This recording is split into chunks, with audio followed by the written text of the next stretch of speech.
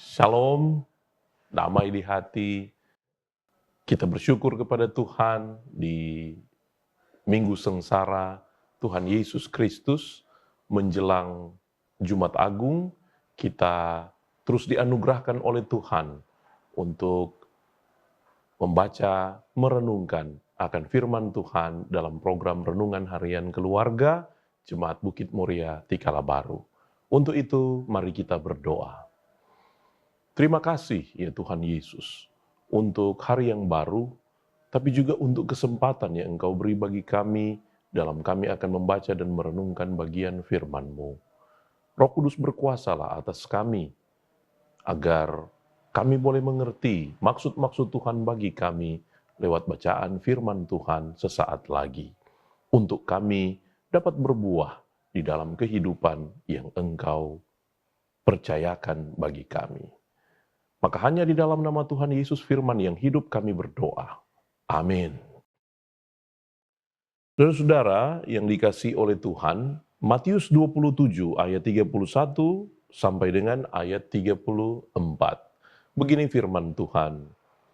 Sesudah mengolok-olokkan dia, mereka menanggalkan jubah itu daripadanya dan mengenakan pula pakaiannya kepadanya.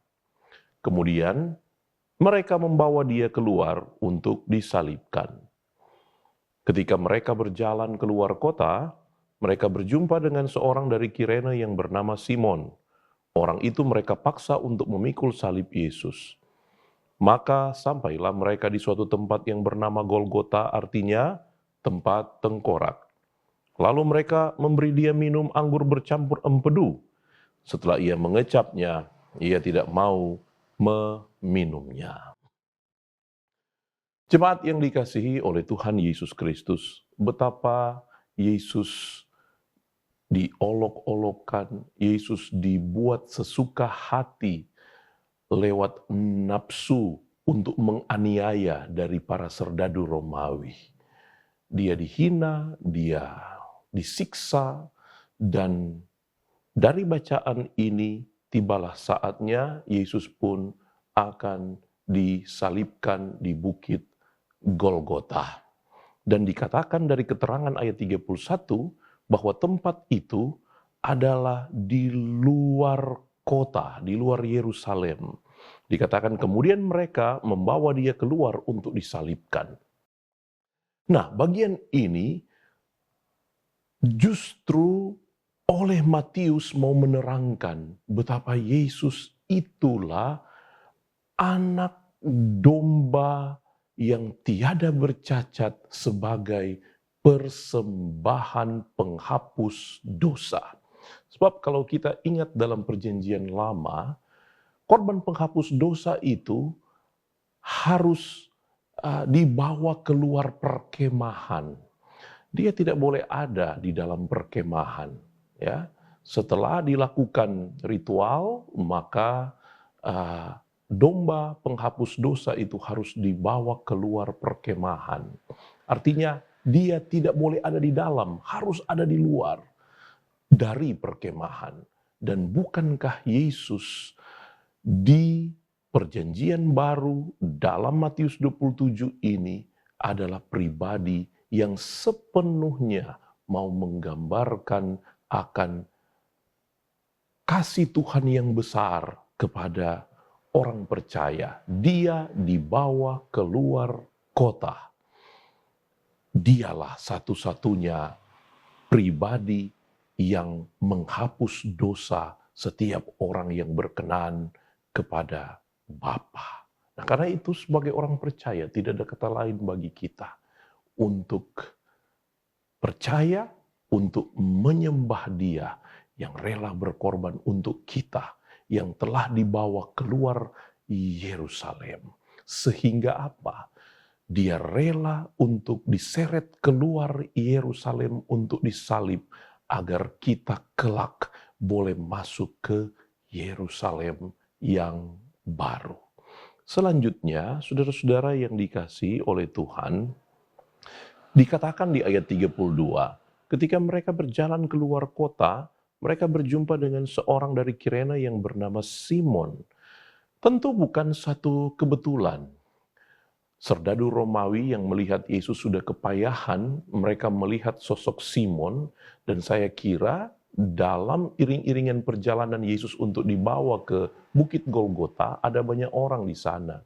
Tetapi mengapa Simon yang disuruh untuk memikul salib Yesus waktu Yesus telah kepayahan? Tentu ini bukan kebetulan.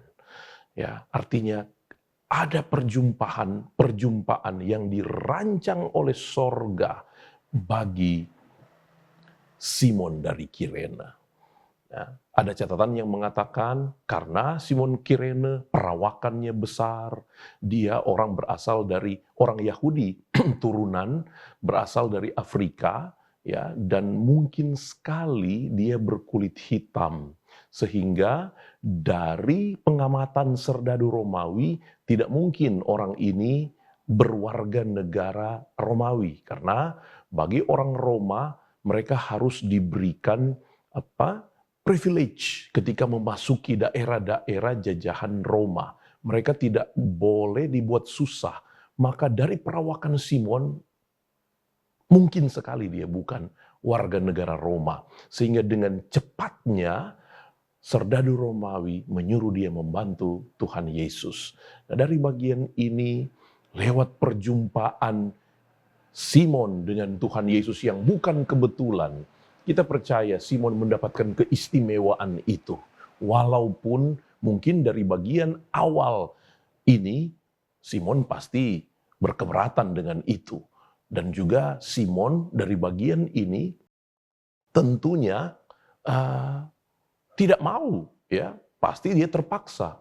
Tetapi ketika berproses kasih Tuhan itu, maka catatan-catatan dari kitab Markus dan kitab Roma mau menerangkan bahwa anak daripada Simon yang dicatat kitab Markus, yakni Rufus, dia mendapat salam dari Rasul Paulus di kitab Roma. Artinya anak si Simon Kirene yang namanya Rufus percaya kepada Tuhan Yesus, menjadi rekan sekerja Paulus. Berarti perjumpaan orang tuanya Simon dari Kirene dengan Yesus mendatangkan pertobatan yang luar biasa. Berarti ketika ada perjumpaan, ada pertobatan. Tapi perjumpaan di sini tidak saja hanya Simon. Kita tahu banyak orang yang berjumpa dengan Yesus. Pilatus berjumpa dengan Yesus. Orang-orang yang disalib di sebelah kiri dan kanan berjumpa dengan Yesus. Tapi kalau kita lihat, ketika ada perjumpaan dengan Yesus, maka hasilnya hanya dua. Yang pertama pertobatan, dan yang kedua menjadi seteru Yesus.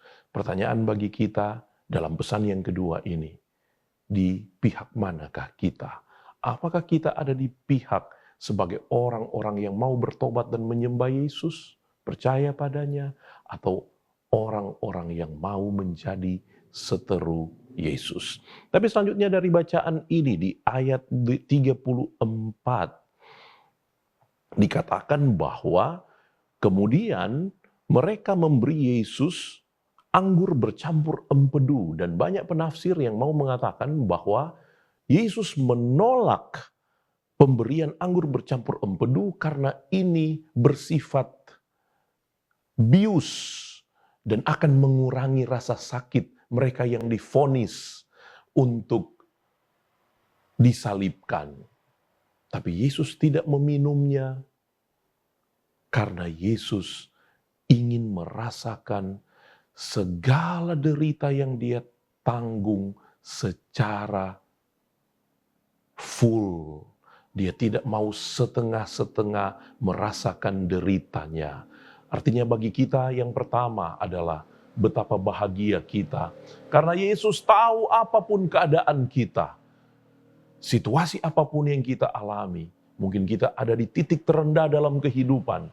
Yesus tahu keadaanmu, maka datanglah kepadanya.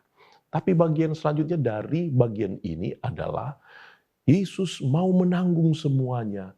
Yesus tidak mau menanggung dosa kita hanya setengah-setengah. Dia mau untuk menanggung sepenuhnya dosa dalam model dan bentuk apapun, sehingga tidak ada dosa yang luput dari tanggungan Yesus. Betapa agung Yesus, maka marilah di minggu sengsara ini kita ada di dalam pertobatan, kita memohon Tuhan lewat kuasa Roh Kudus menyucikan kita, sehingga semakin kita dapat memaknai sengsara derita sampai pada kematian Yesus untuk memungkinkan kita menjadi pribadi yang berkualitas. Amin. Mari berdoa. Terima kasih ya Tuhan Yesus untuk kasih-Mu, terima kasih untuk firman-Mu. Kami percaya kami dimungkinkan untuk mengikuti Engkau dalam penyangkalan diri dan memikul salib. Berkenanlah bagi kami, arahkan kami dan tuntun kami. Di dalam nama Yesus, kami berdoa. Amin. Demikian renungan harian keluarga di saat ini. Tuhan Yesus memberkati kita sekalian. Shalom, damai di hati.